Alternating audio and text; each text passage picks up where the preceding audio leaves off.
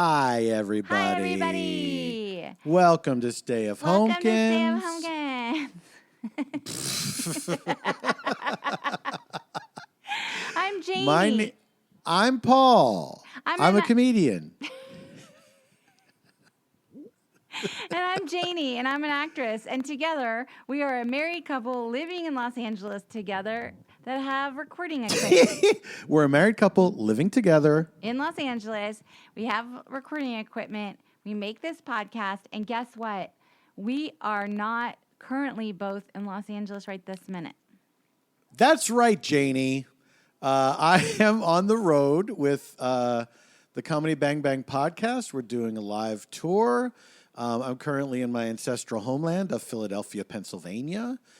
We just had a show last night, and then we have a day off tonight. And I'm recording this before I have to go off for a nice dinner, family dinner, with my fellow cast and crew. With your coworkers. You've got my colleagues. Your colleagues and coworker dinner. Yes, exactly. Yeah, so we apologize for the June episode coming at you a little late. It was because of the Comedy Bang Bang tour schedule. It's so true. So now we are able to finally set up our recording equipment and catch up. And guess what? We get to catch up with each other, but also include you guys in our catching up. It's so true. I refused to speak to Janie until we were recording so that it would be fresh for the listeners. What's funny is I'm looking at you through Zoom right now. Yeah. And I you look tan and I look pale. I think it's just the lighting though. It is the lighting. But can you see what I see? I mean, do you see how that looks? Do you see what I see? But also, it is 3 hours earlier where I am compared to where you are. So I'm in. I always hide my view so I can. Oh yeah, I do look tan. Yeah, it's the lamp that's right next to me. Oh, it is. But also, it is 3 hours later. It's like 3 hours later there than it is here. Yes, that's true. Wow. So anyway, have you been having fun with the Comedy Bang Bang crew? I have been having fun. We haven't toured in a couple years, and I am. We're 3 shows in, and it's been really good. It's been fun. I'm currently with, of course, Scott Aukerman and Carl Tart and Lisa Gilroy. Okay. And we've been having a wonderful time. It sounds like it is a good crew. I'm not gonna lie. Oh, and I should also say Brett Morris, of course. Even though he's not on stage with us, he's recording all the shows. And, of course, we work together on The Neighborhood Listen, and he's a wonderful guy. And, it's a really good group of people. Well, thank you for being tuning in from your road warrior, from your dispatches from the road. Honey, of course, honey. Well, things have been good here.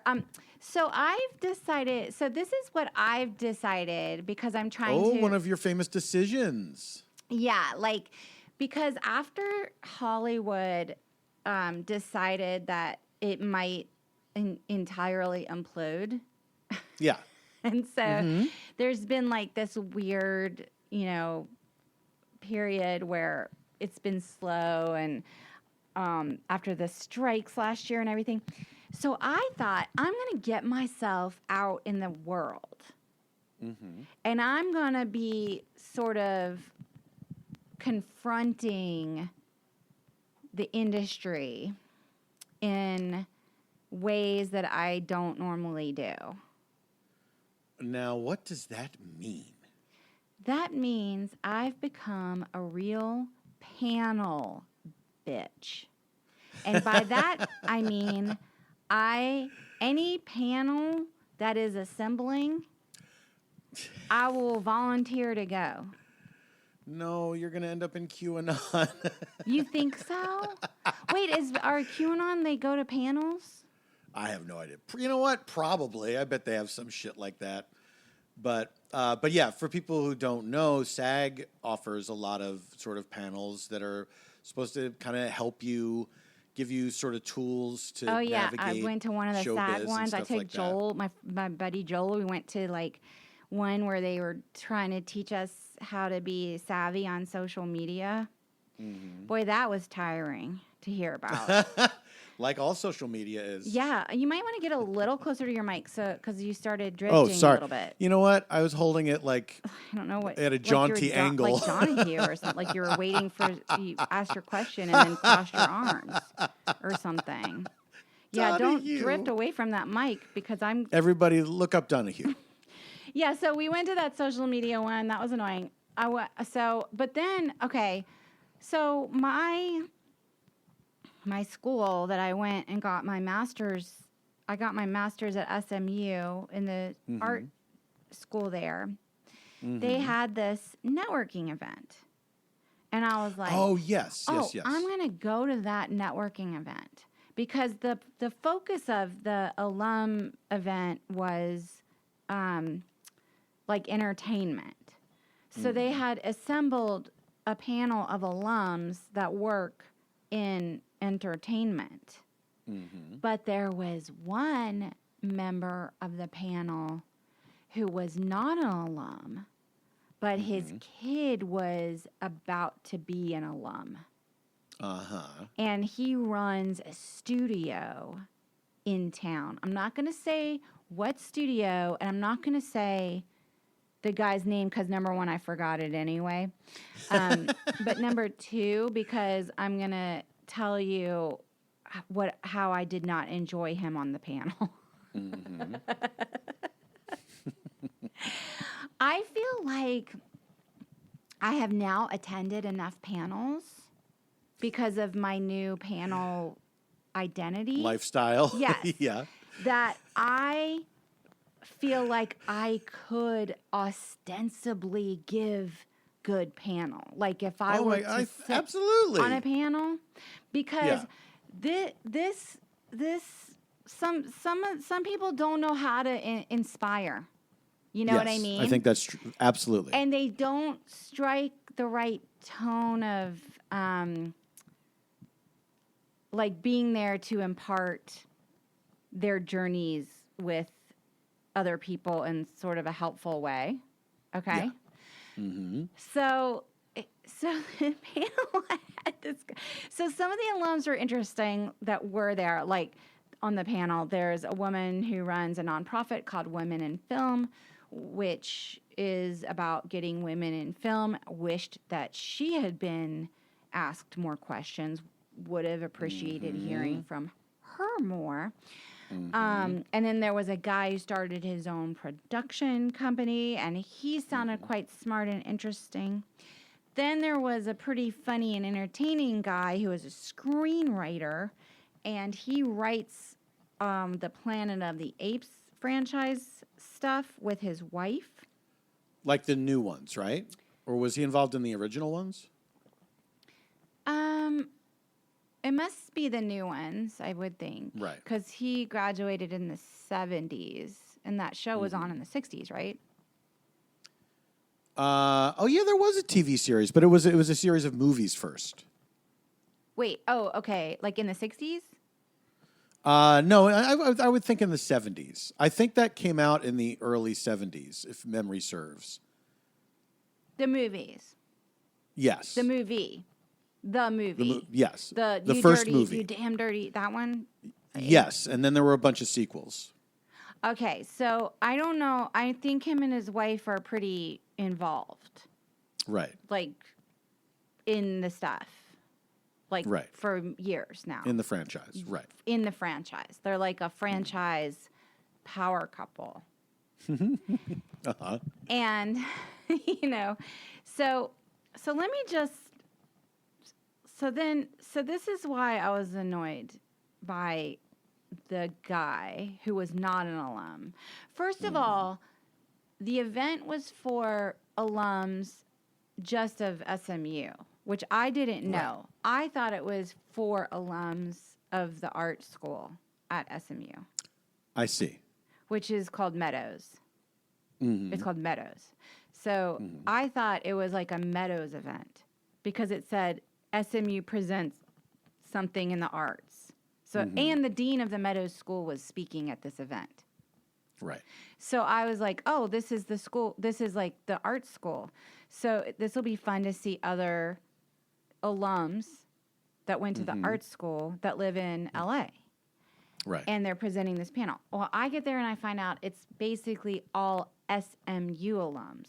So like people who maybe went to the business school or just studied, accounting or whatever were there. Right. But the focus was the art stuff. And they gave like a little spiel about the art school and how well it's done. So I guess, Brian Baumgartner went like a year or two before I finished. He, of course, played Kevin on The Office. Of course. And made $1 million on Cameo. Made $1 million on Cameo, and he put out a chili cookbook. And I didn't know about the chili. And he was just invited back to Meadows to give the commencement speech to the class of 2024. Okay? Okay. Now, I was like, interesting choice. Look, I like Brian. I think he's great. Very funny. Funny guy. Done well, done well. Uh-huh. A lot of like, in my opinion, like competitive, notable alums from Meadows. Sure. That are working all the time. Right. But look, here's the thing. In defense of that. And good for Brian. I'm not trying to take anything. Yeah, absolutely. Absolutely. They have to get somebody every year. True. That's why it's always weird when you see like somebody when there's a clip of some kind of viral clip of somebody at a viral clip of some kind of commencement, college or high school or whatever, where somebody says something stupid. It's like that's who was available and agreed to do it. Yeah, agreed to do it. Yeah, like that weird football player guy who went viral because he said women. Ladies, take your shoes off. Or like baby makers or something. Anyway, whatever. Yeah, exactly. And I was like, what? But it was like a Catholic school or something. I don't know. Whatever. I don't know. Yeah.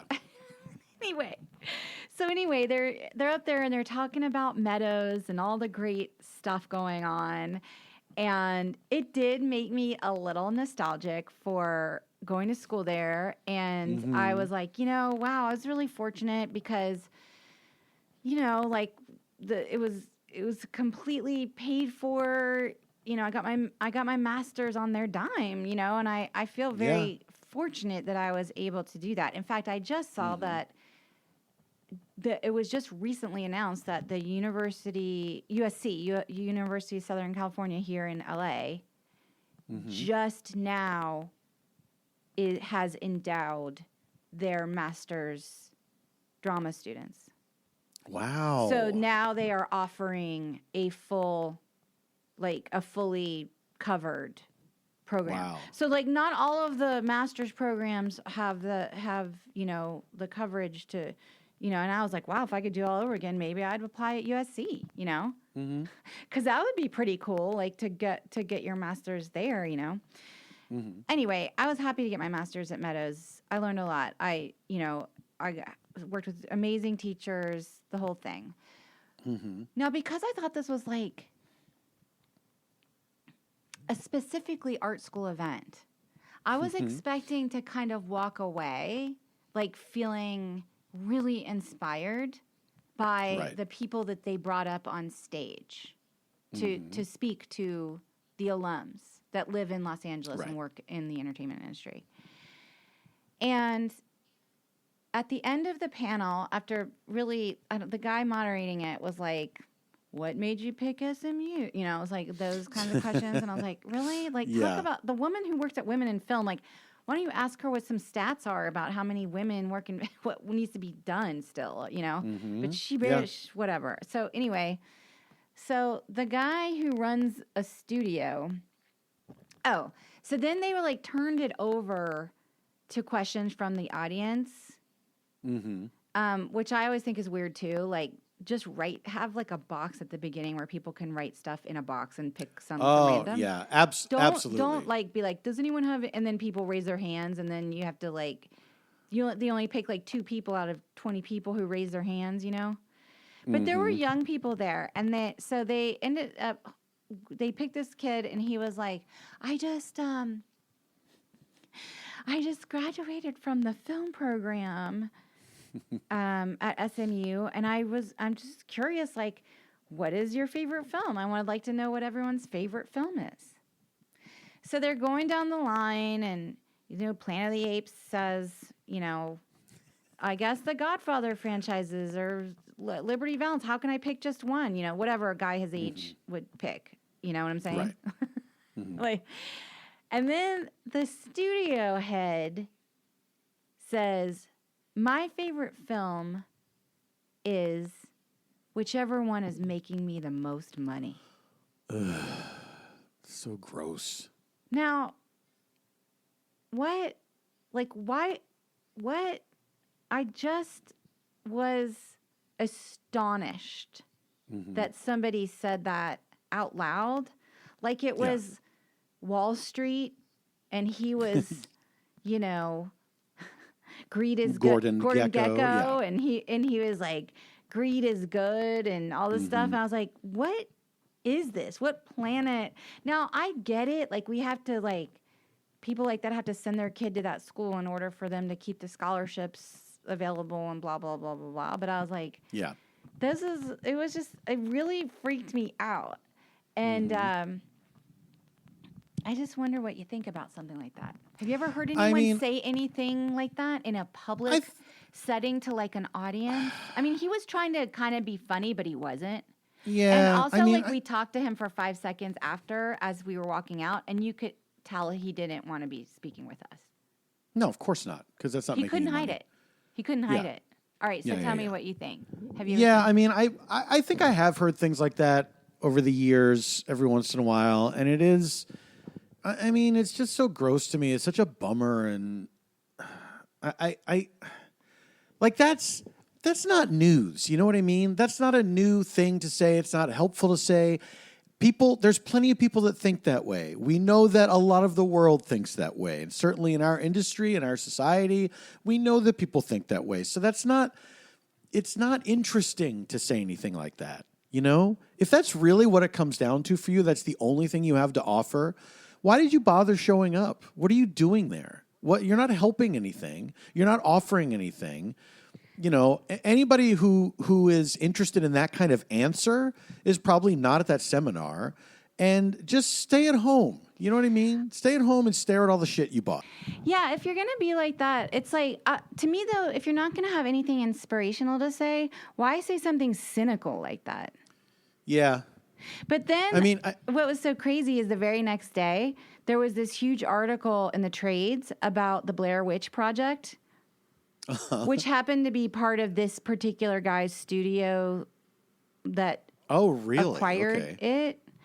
Mm-hmm. And the article, this in-depth reporting was on how the 3 creators of the Blair Witch Project never saw any of the franchise's wealth.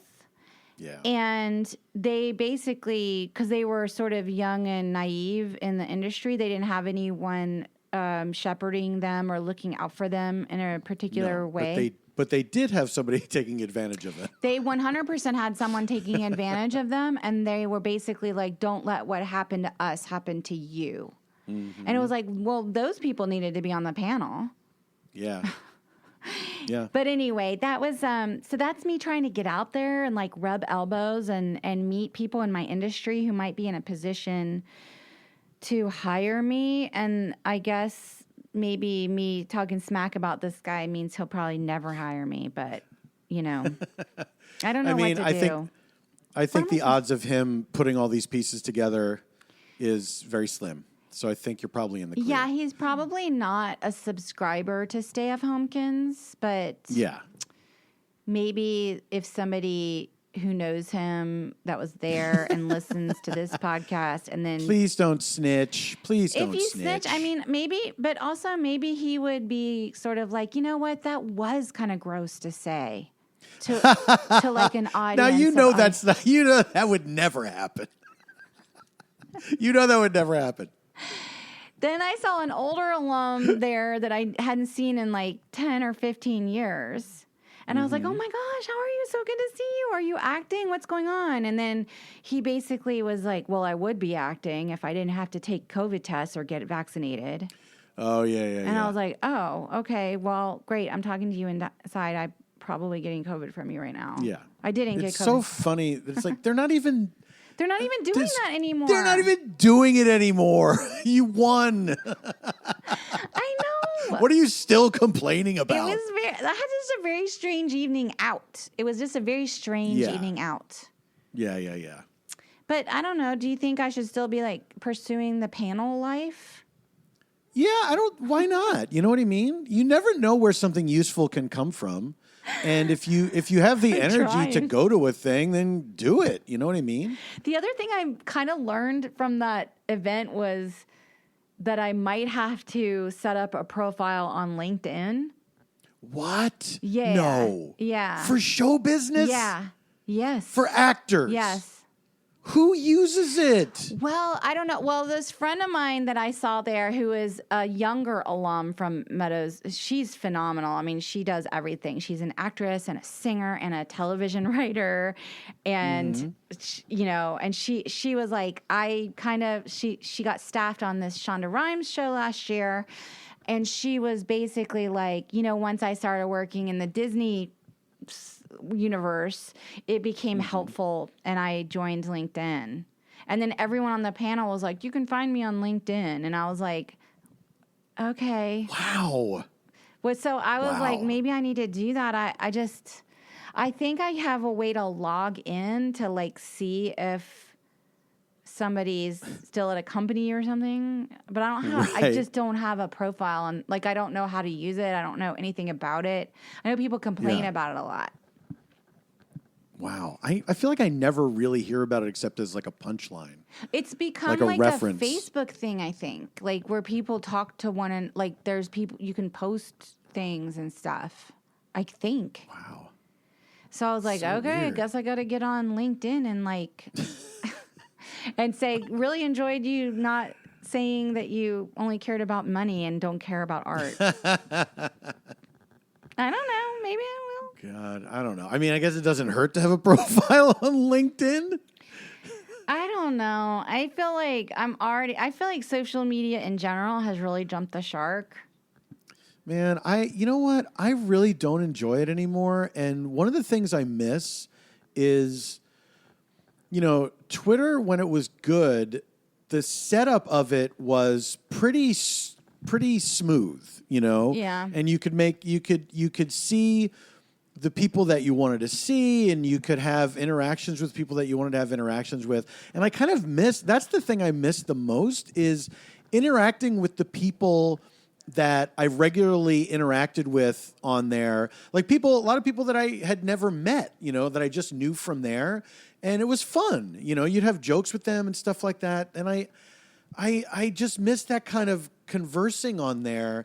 And I feel like all it is for me now is I see a lot of stuff that I don't know who these people are, what they're talking about. There's certain platforms where you're seeing I think on Threads this happens, where you're seeing something because someone you follow responded to it.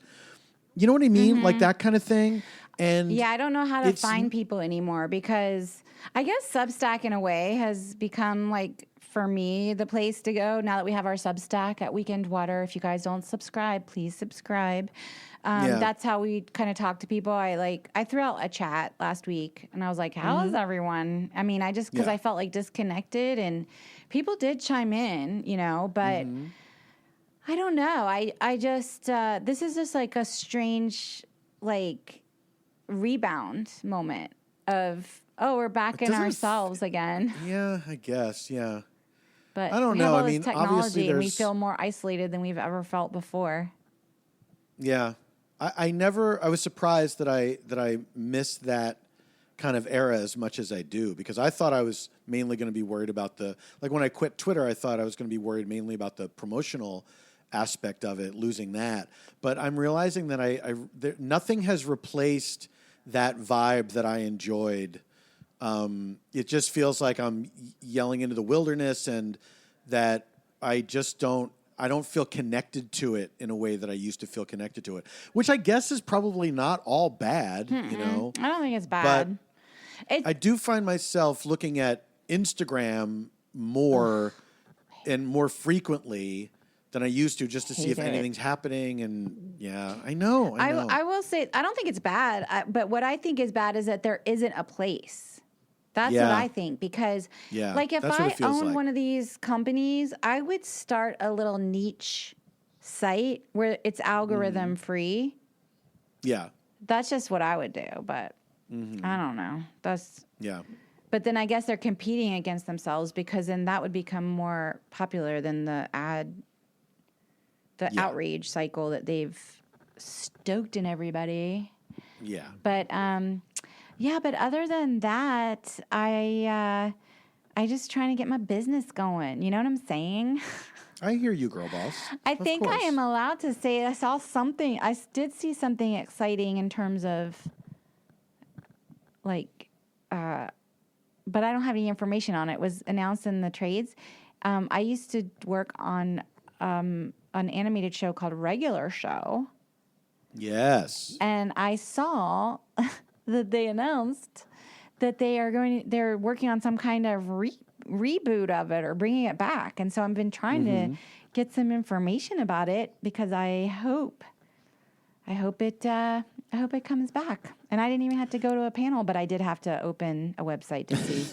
Although, in all fairness, my cousin Annie sent me the link, because she reads the trade. You didn't have to do shit. No, she reads the trades every day, and she was like, "Did you see this?" And I was like, "No."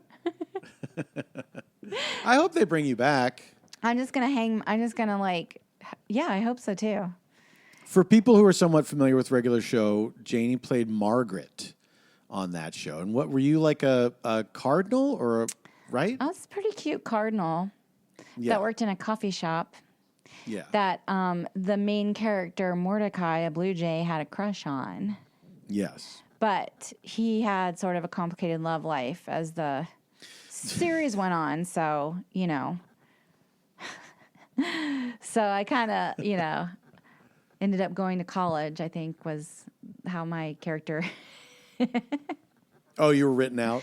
I was kind of like, now I'm going to have to revisit. I feel like I'm talking out of line here. Telling tales out of school. Yeah.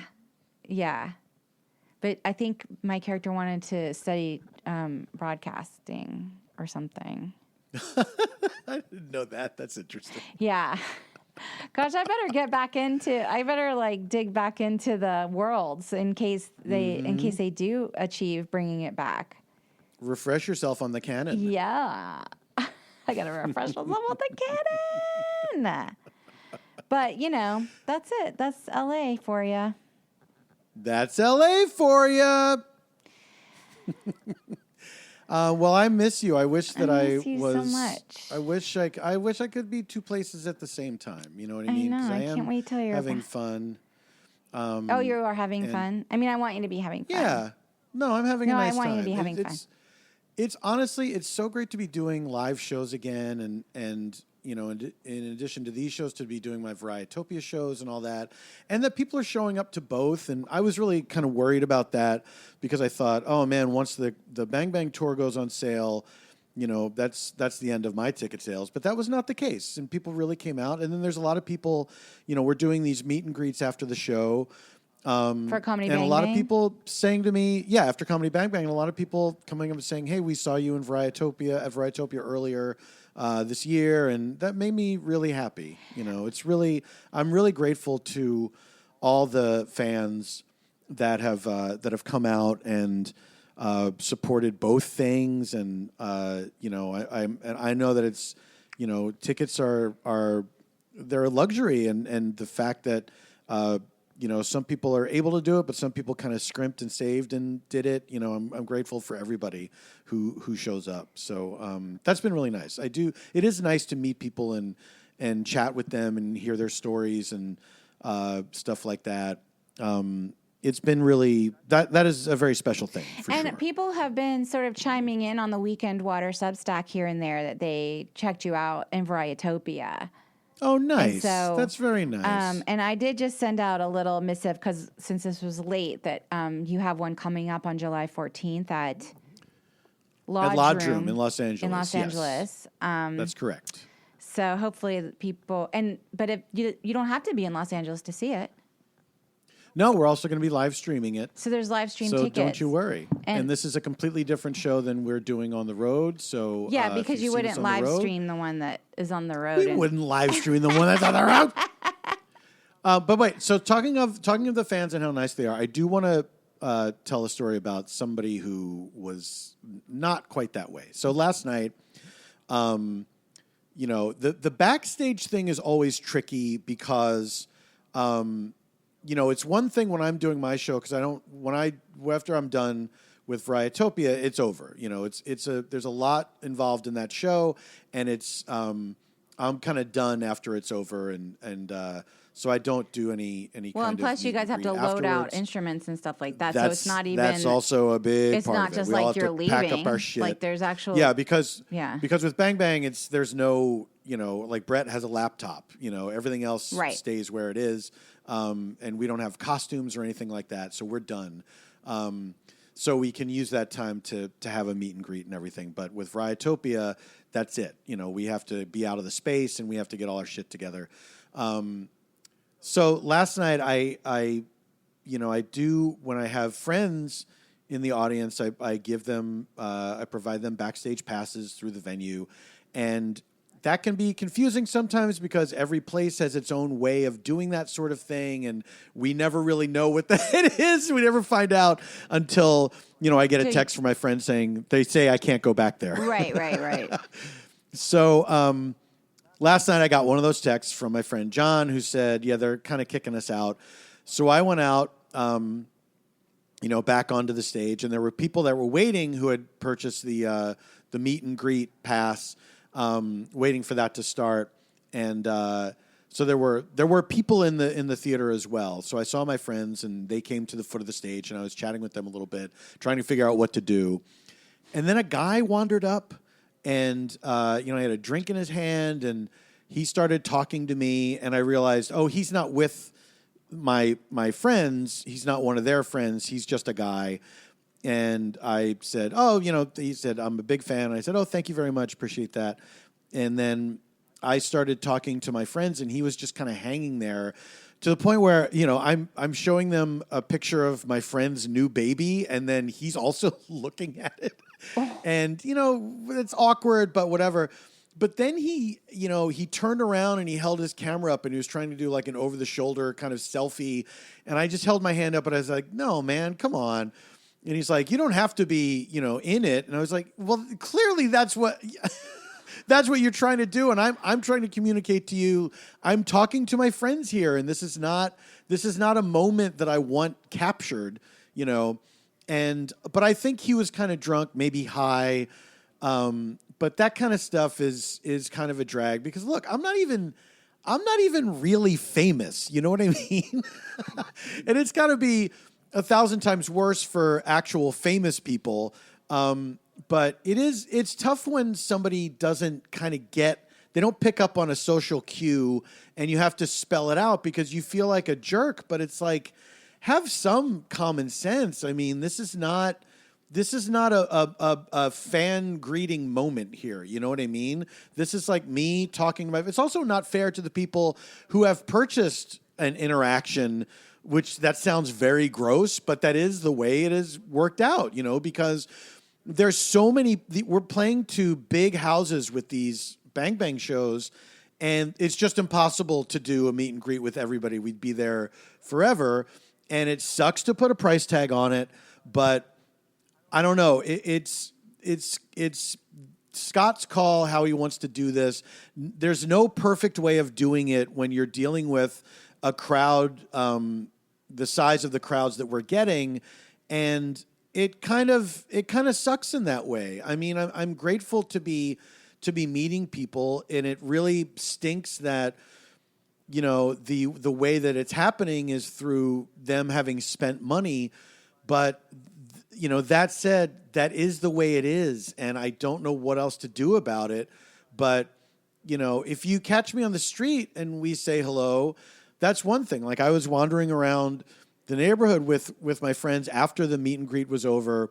And these are good friends of mine, and we were looking for a place to stop and have a drink. And surprisingly, so many places, in Center City on a Saturday night were already closed. And this was like, almost 11 p.m., but it's Saturday. Mm-hmm. I was really surprised. So we finally find a place, but there was a nice moment where, a guy stopped me on the street and was surprised to see me and, said he was a big fan, and we stopped and we had a moment. I can't remember. Did we get a picture? We may have gotten a picture, but he just gave me. We had a hug. He asked if he could have a hug, and I said yes, and it was nice. It was like a really sweet moment. So things like that, absolutely, I'm open to.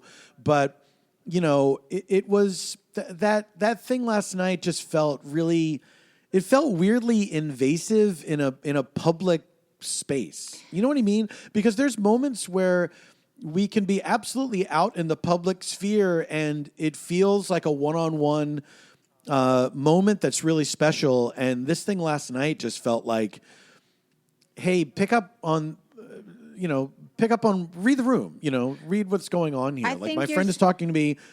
What? I think basically what you're saying is like, he didn't ask for consent. He was basically like positioning himself with you and your friends and then started to take a photo without alerting anyone that it was happening.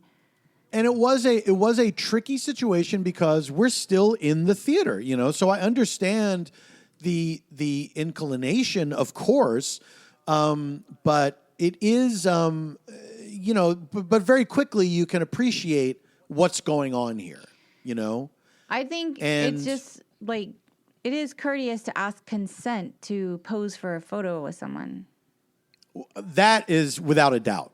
I don't think you do it.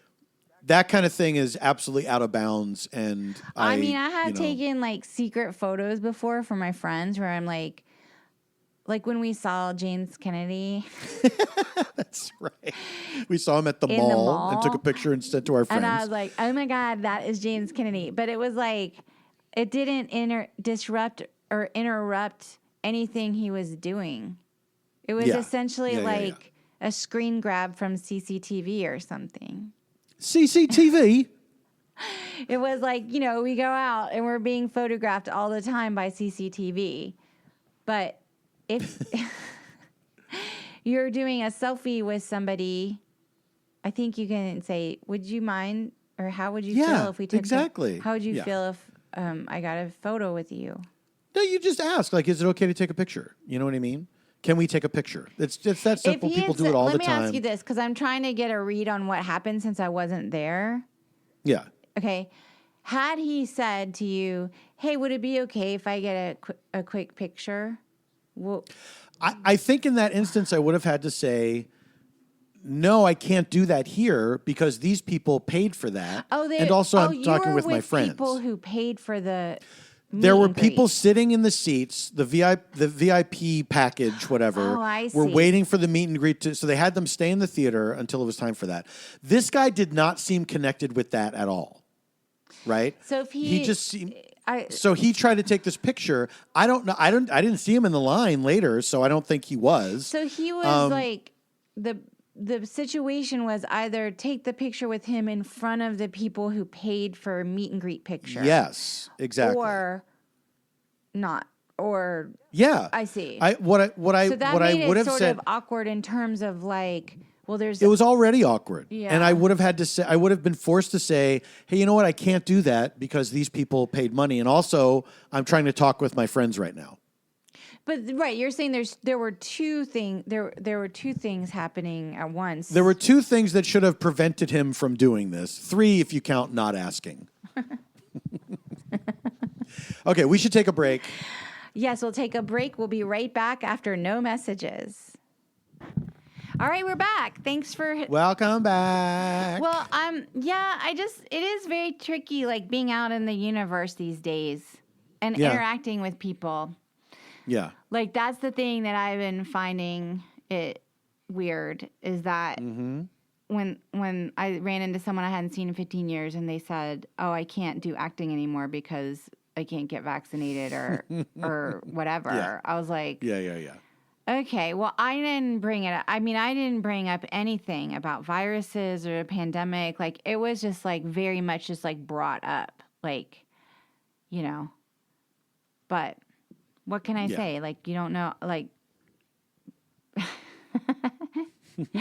I don't think I have the best social skills right now, to be honest. Yeah, I know what you mean. I don't know. I feel like I've kind of come back. I'm enjoying being out in the world again, and I feel like I'm doing okay. You know? Yeah, you're making it work. I feel like it. I think so. I feel like, yeah, I don't know. Maybe, yeah, talking to strangers though, that's a hard one. Mm-hmm. Is there anyone who you would see if you saw on the street, like just randomly shopping or whatever, and you would be like, I really want a selfie with them? Like, who would it be? Oh God, who would it be? Yeah. Ooh, man. That's such a good question. Because I definitely feel like I have gotten selfies before.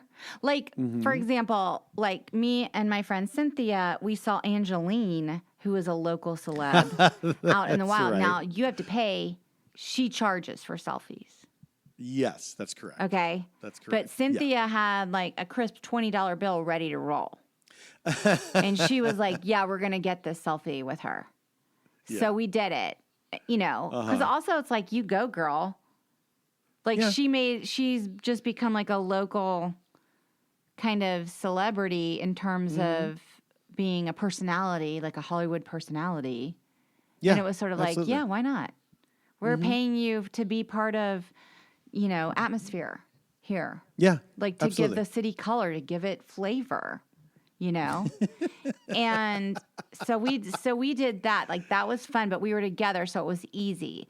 Like I don't know if I'm alone and I see someone, I don't know how empowered I would feel to be like, oh my gosh, I'm like a big fan. Can I whatever, you know? Yeah. Yeah, man, I don't know who it would be. Because I feel like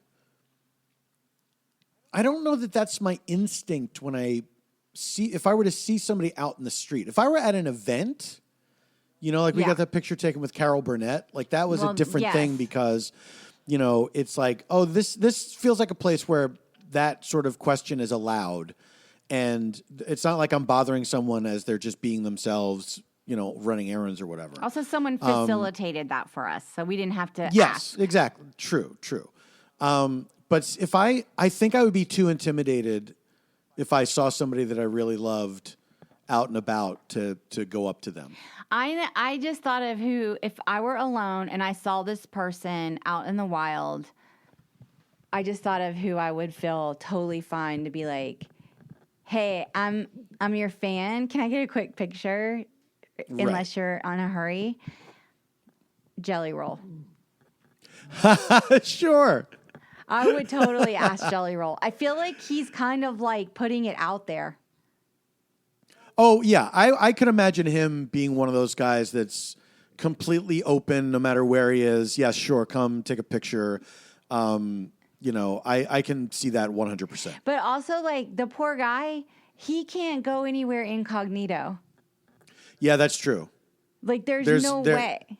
There's no hat or sunglasses combo that's going to make Jelly Roll not know blend that in. it's Jelly Roll. You would instantly, like, if you were sitting at the bar and Jelly Roll walked in, it would be like, that Jelly Roll just walked in. Like, the whole bar would be like, Jelly Roll just walked in. Right. And it would be wild and fun. But other than that, I wonder what it's like for people like that are physically impossible to miss, you know? Here's who I would never ask. Mm-hmm. And I've thought about it because we go to Charleston and I feel like we could see this person. Yeah. Bill Murray. Oh, absolutely. I would never Yeah. ask. I would be No. fucking terrified to even... Like, he could photobomb our own selfie like he does, like, when he goes to people's... He photobombs their weddings or whatever. Yeah, exactly. But there's no Yeah. way I'm going to see him walk into a bar and be like, oh, my God, I'm a fan. Can I get a picture with you? Like, no way. Yeah. You know, I have to say that Bill Murray, I used to love Bill Murray so much, and I just don't look at him the same way anymore since some shitty stories I know. surfaced about him, and I know. it's a real drag. It's a real drag. And I mean, who knows if he's still like that now? I don't know, but it does make me see him in a different light than I had. It makes me never ever want to ask him for a picture, I'll tell you that. Yeah, for sure. Because I'd be terrified. sure. I'd be like scared. Yeah. You know, but I don't know. But that is a weird thing about celebrity is that, I mean, obviously you don't want to judge somebody if you have a bad interaction with somebody. And it's happened to me where one day I've had a bad interaction with that person. Mm-hmm. Yeah. And then maybe I see that person again at some point and they're perfectly fine, you know? Right. And everybody has bad days and you never know when you're catching somebody at a really terrible moment in their life. But when it's sort of repeated behavior, that does color your opinion of someone. Yeah. You know, that it's not just something bad happened to them that day and that put them in a foul mood. It's like, oh no, this was repeated behavior that this person did, like kind of terrorized this person. Okay. While they were working together, you know, then that's like, oh, that's not great. That's not a bad day. Yeah, that's like, yeah. They have something wrong. So this is making me, because I've been kind of grappling with something, so that we're talking about celebrity, and I want to ask you what you think, but I'm going to ask you about something that you think, but I have to kind of describe what it is. Okay. So like, obviously we're a bunch of people our age are probably like fans of like the certain 80s movies, like the John Hughes movies and stuff like that. So like a couple years ago, I read this memoir called Brat by Andrew McCarthy about sort of like his time in the like coming of age in these movies. Yeah. And he just came out with his documentary that is a bit of an extension of that memoir called Brats, where he sort of felt like, this is what I'm going to ask your opinion, because I have seen a lot of opinions online from people I know and in personal conversation that had a reaction to this documentary. Right. And it has gotten sort of mixed reviews. I watched the documentary and I enjoyed it. But basically, the whole premise of the documentary was there was this article that came out in the 80s from this journalist that's called that group of actors the Brat Pack, and sort of painted them in broad strokes as untalented and entitled. Okay?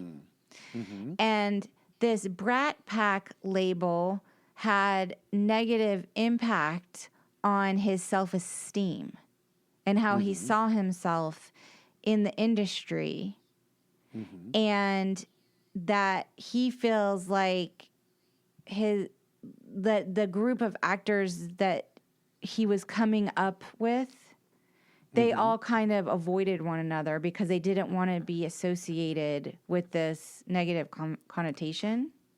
Do you know, we were just talking about this last night. Wait. Because I hadn't seen it, but Scott had seen it. The documentary?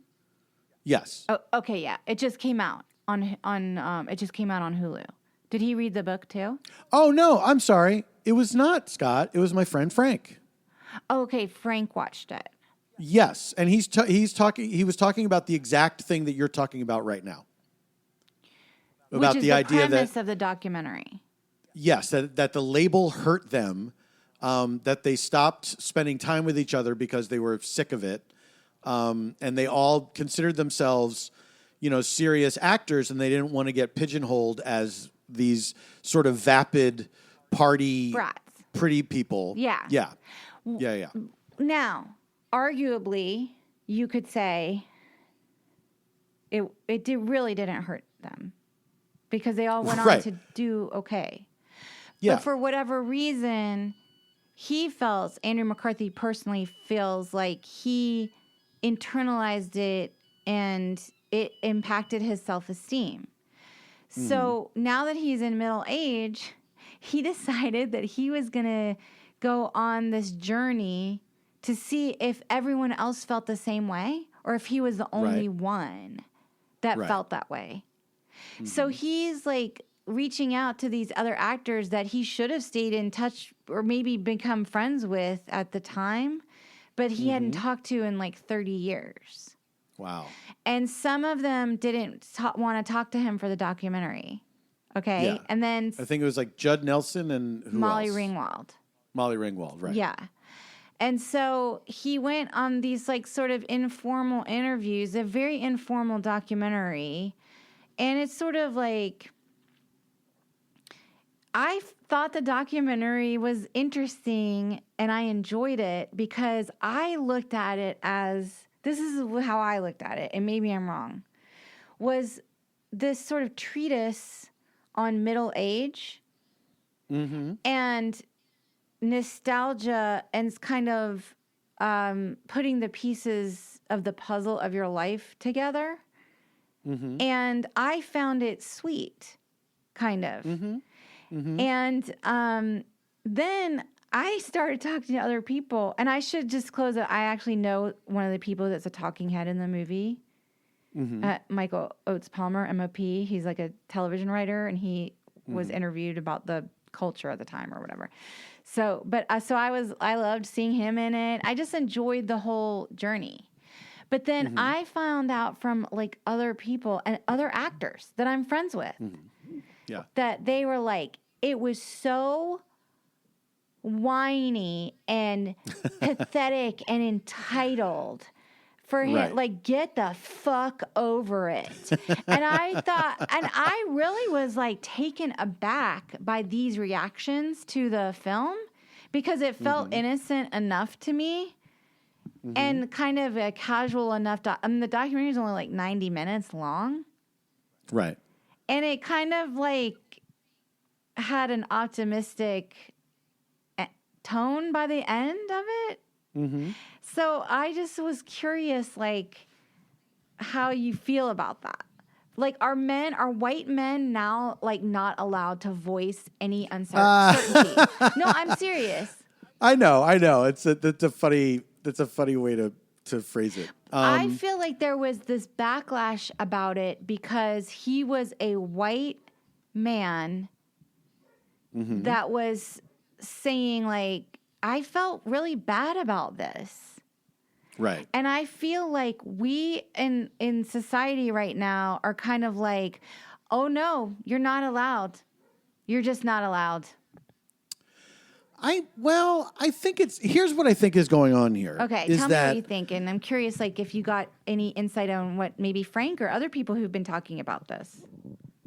I think that it's understandable that some people would have the reaction, I don't want to hear you complain about this aspect of your charmed life that you weren't satisfied with. You know, like, you did fine. I don't understand why you're complaining about this a million years later when, you know, you've had a successful career and, you know, what do you, who cares? Like, this is a private conversation for you and your friends. On the other hand, fame aside, I do find it interesting when people are looking back at their lives. So somebody on some social media thing put it really well that they said, I'm a big fan of the genre of people that I saw when I was young, being older and talking about what it was like being young, you know? And I get that. Like, when it's a group of people that you're familiar with, whether it's the cast of a TV show, you know, or a movie or whatever, looking back from many years later. Yeah. There is something that's interesting to me about that. And I think it's interesting beyond just it being famous people talking about a specific project or whatever. It always gets to the human stuff of here's what I am like now, and here's what I understand better about myself from that time in my life when I didn't know anything, or when I thought this certain thing, and now I realize I was wrong, or I had a skewed idea, or I just didn't have the experience yet, whatever. I do find that stuff interesting for sure. I think something about like the strong reaction to it, and I feel like there should not have been a strong reaction to it at all, either way. Like you either thought it was sweet and nostalgic and charming or not.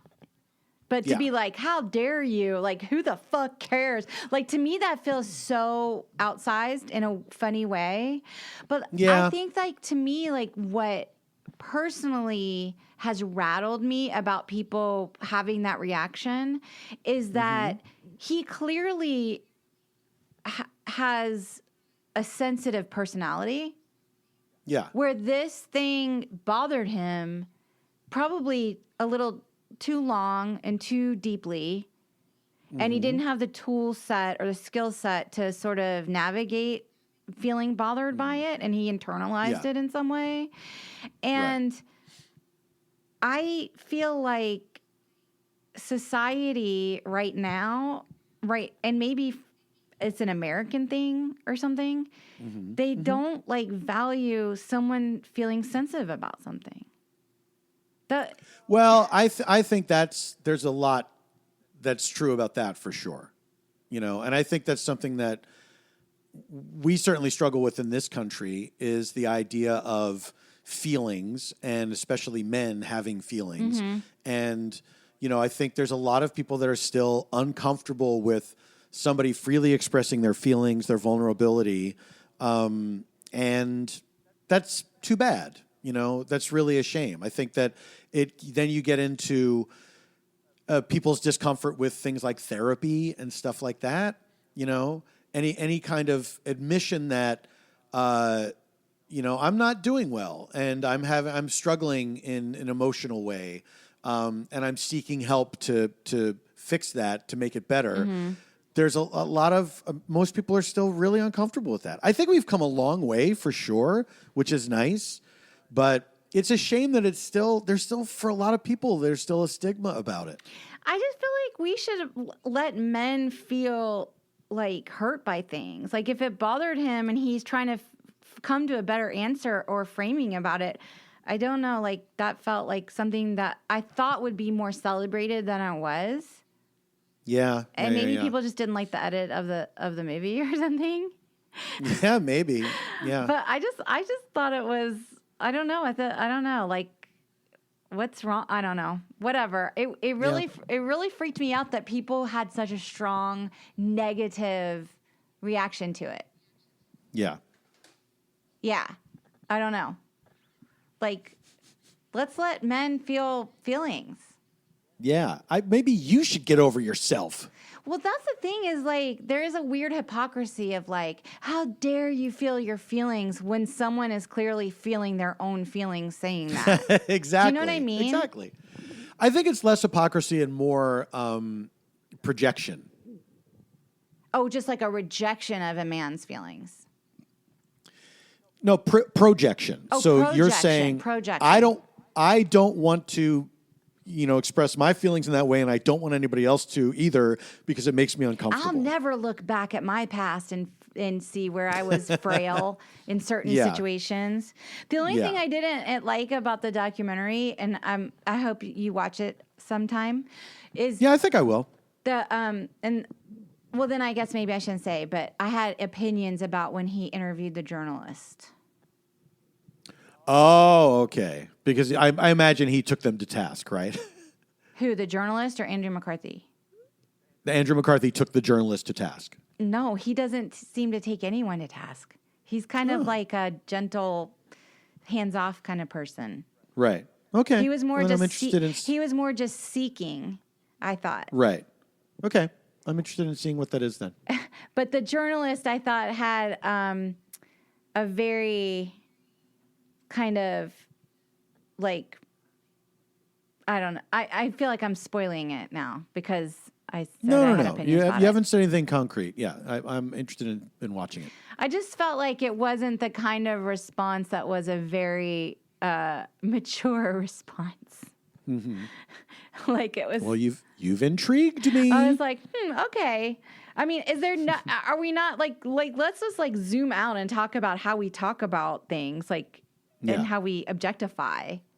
Yeah, you know. Mm-hmm. And I know, like when people choose celebrity, they're just like, no, you've opted into being objectified.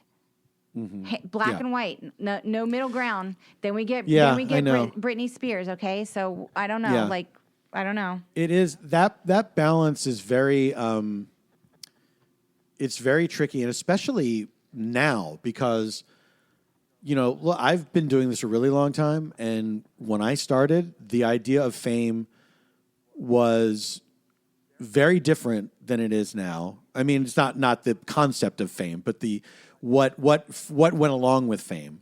And in terms of your privacy being not yours anymore, it was a lot different because not everybody was walking around with a camera in their pocket, and nobody, the only people talking about you, strangers talking about you, were journalists writing in the newspaper or a magazine or something. You know what I mean? It wasn't constant. It wasn't in all quarters.